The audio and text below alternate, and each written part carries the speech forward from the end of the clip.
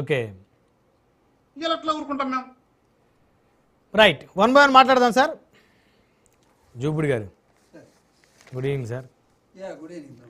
మీరేమో ఆంధ్రప్రదేశ్ దాటి బయటకు వచ్చే పరిస్థితి లేదు వైఎస్ఆర్సీపీ. మీకు 2014లో ప్రజలు ఖమ్మం పార్లమెంట్ ఇచ్చారు, 3 అసెంబ్లీ స్థానాలు ఇచ్చారు. సో ఇక్కడ పార్టీ క్లోజ్ చేశారు. ఇక్కడ మీ పార్టీ మీద ఉన్న ఆరోపణలో కేసీఆర్ గారికి అప్పచెప్పారు, అప్పనంగా మీ పార్టీని అని చెప్పేసి. సో జనసేన మాత్రం తెలంగాణలో కూడా విస్తరిస్తూ ఉంది. సాక్షాత్ ఇక్కడ ఒక పవర్ఫుల్ బీజేపీ ఎమ్మెల్యేనే ఆ పార్టీకి ఇక్కడ స్కోప్ ఉంది, యువత అంతా కూడా పవన్ కళ్యాణ్ గారి వైపు చూస్తుంది, ఇక్కడ కూడా మీరు క్యాండిడేట్స్ని పెట్టమని చెప్తా ఉన్నారు. ముందుగా రాజ్ న్యూస్లో ఉన్నటువంటి ప్రేక్షకులకి, తర్వాత మీకు బ్రహ్మనాయుడు గారు, నాతో పాటు డిబేట్లో ఉన్నటువంటి సోదరులు రామ్ కుమార్ గారికి బీజేపీ అండ్ పురుషోత్తం రెడ్డి గారికి, మా గాదన్నకి నమస్కారం. అంటే ఇప్పుడు మీకు కామెంట్ బీజేపీ ఇక్కడ తెలంగాణలో పవర్లోకి వచ్చే అవకాశం ఉన్నప్పుడు కూడా పోగొట్టుకున్నారనేది లోకల్ ఎమ్మెల్యే గారు చేసినటువంటి ఒక కామెంట్, అవునా? అదే కదా. అవును. సో దాని మీద పక్క రాష్ట్రం కాబట్టి ఆయన కొద్దిగా మాట్లాడటానికి ప్రోటోకాల్స్ ఇబ్బంది పడతాయేమో ఎక్కువగా మాట్లాడలేకపోయారు. కానీ నిశ్చితంగా చెప్పాలంటే లాస్ట్ ఎలక్షన్స్లోనే బీజేపీ తన ప్రభావాన్ని తెలంగాణలో ఎక్కువగా కోల్పోవటం జరిగింది. ఓకే. ఎందుకంటే స్టేట్ అధ్యక్షుడిని రైజింగ్లో ఉన్నటువంటి బీజేపీని రైజింగ్లో తీసుకొచ్చినటువంటి బండి సంజయ్ గారిని అర్ధాంతరంగా మార్చారు అనేది ఆ పార్టీలోనే ఎక్కువగా వినిపించింది.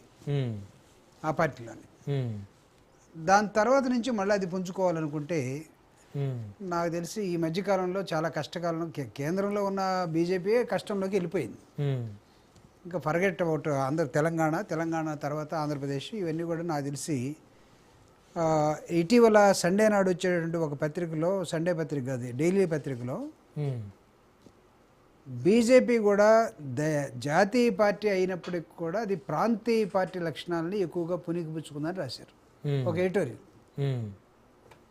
ఎవరు రాశారు ఎందుకని కానీ జాతీయ పార్టీ అయినప్పుడు కూడా ప్రాంతీయ పార్టీ లక్షణాలని పుణికిపుచ్చుకుంది. కారణం ఏంటంటే ఆ ఇద్దరు వ్యక్తులు ఏది చెప్తే వాళ్ళే చూసుకుంటారులే, వాళ్ళే చేస్తారనే దశలోకి వెళ్ళిపోయింది. ఇది జనరల్గా ఒక ప్రాంతీయ పార్టీకి ఉండే లక్షణం అని వాళ్ళు దాన్ని మెజర్ చేసి అలా వదిలిపెట్టారు. Okay. Though it's a national party. Okay. So రెండో అబ్జర్వేషన్ ఏంటంటే ఇది అన్ని పార్టీలకు వర్తిస్తుంది. ఎవరైతే ఎదుగుతున్నారో, సూటిగా మాట్లాడుతున్నారో, సిన్సియర్గా ఉంటారో అలాంటి నాయకత్వాన్ని పక్కన పెట్టి వేరే నాయకత్వాన్ని తీసుకొచ్చేసి వాళ్ళ అడుగులకు మడుగులు ఎత్తే వాళ్ళని పైకి తీసుకురావడం చాలా కష్టంగా ఉంటుంది. ఆ క్రమంలో కొన్ని పార్టీలు ఎదగాల్సినంత ఎదగలేదు.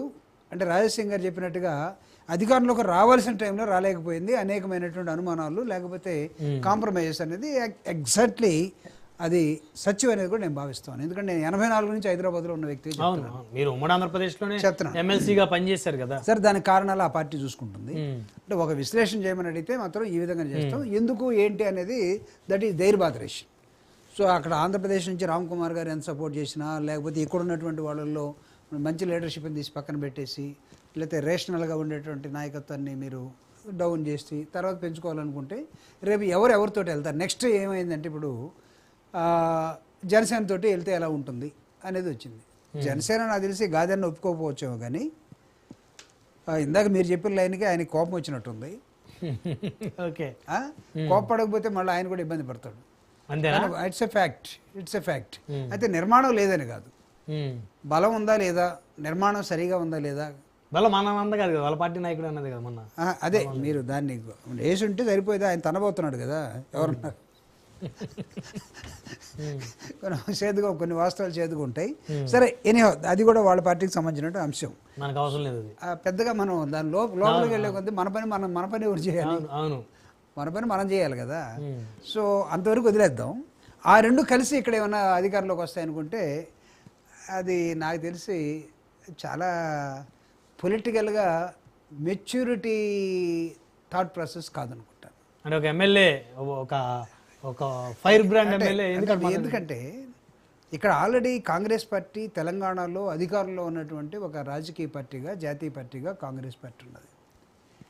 10 సంవత్సరాల తర్వాత దింపివేయబడ్డటువంటి బీఆర్ఎస్ పార్టీ అసలు లేదు అని అనుకుంటే పొరపాటు. తెలంగాణ గ్రామాల్లోకి వెళ్ళి చూసిన తర్వాత పోటాపోటీగా రెండు రాజకీయ పార్టీలు ఈరోజు నడుస్తున్నాయి.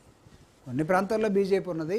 నిన్న మొన్న ఒక ఆఫీస్ ఓపెన్ చేసుకొని పవన్ కళ్యాణ్ గారు ఈ రాష్ట్రంలో చాలా వ్యతిరేకత తీవ్రత తెచ్చుకున్న నేపథ్యంలో ఆ రాజకీయ పార్టీ ఆఫీస్ ఓపెన్ చేసుకుంది.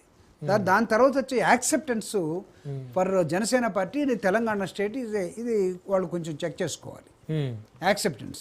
తర్వాత మీరు ఇందాక ఒక మాట అన్నారు, మీరే మీ పార్టీ లేకుండా పోయిందని. మా నాయకుడు ఎప్పుడో ఒక డెసిషన్ 2014 ఎన్నికల తర్వాత ఒక డెసిషన్ తీసేసుకున్నాం.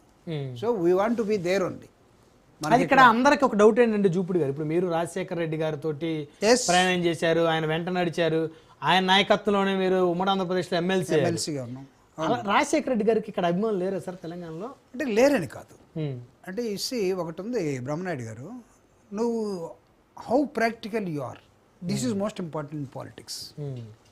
ఉన్నంత మాత్రాన అక్కడ అధికారంలో ఉండి ప్రతిపక్షంలో ఉండి ఇక్కడ మాకు అంతకుముందు అభిమానులు ఉన్నా, రాజశేఖర రెడ్డి గారి మనుషులున్నా, జగన్మోహన్ రెడ్డి గారి ఫాలోవర్స్ ఉన్నా, ఒక రాజకీయ పార్టీగా మేము ఉన్నప్పుడు కూడా కానీ దాన్ని ఎఫెక్టివ్గా మేము ఎంత పని చేయగలం మేము బేరీ చేసుకున్న తర్వాత ఇక్కడ ఒక ప్రాంతీయ పార్టీ మేము బేరీ చేసుకున్న సమయంలో అధికారంలో ఉన్నది. ఒక నేషనల్ పార్టీ తెరమరుగైపోయి 10 సంవత్సరాలు కనపడకుండా పోయింది. ఇంకొక నేషనల్ పార్టీ బీజేపీగా ఉన్నటువంటి నేషనల్ పార్టీ ముందుకు వస్తూ ఉన్నది. సో వీటి మధ్య మనం ఎక్కడ ఫోకస్ పెట్టాలి, ఫోకస్ డిస్టర్బ్ అవుతుంది అనే దాని మీద మేము we have taken a decision. మా నాయకుడు ముందు చూపుతోటి ఒక డెసిషన్ తీసేసుకున్నాం. మరి ఇక్కడ మీ అభిమానులందరూ ఏం చేశారు? ఉన్నారు. ఎందుకు అంతే, మొన్న జగన్మోహన్ రెడ్డి గారి బర్త్డే వస్తే అర్ధరాత్రి 12 గంటలకి ఖమ్మం జిల్లా నుంచి, ఖమ్మం పట్టణం నుంచి నాకు ఒక ఫోన్ వచ్చింది. 8,000 మందితోటి మేము బైకులతో ర్యాలీ చేసి బజార్లో ఊరేగింపుగా జగనన్న బర్త్డే అని చేసుకుంటూ వెళ్ళిపోయాం. మా మీద పోలీసులు కేసు పెట్టారండి. జూపుడు గారు మీరు ఇక్కడ పోలీస్ స్టేషన్తో మాట్లాడి రాత్రి 12 గంటలకు నాకు ఫోన్ చేసి. అభిమానులు లేరని కాదు. మరి వాళ్ళందరినీ ఏం చేస్తారు? ఉంటారు, ఎక్కడికి వాళ్ళందరికీ అన్యాయం చేసినట్టే ఇక్కడ మేము మా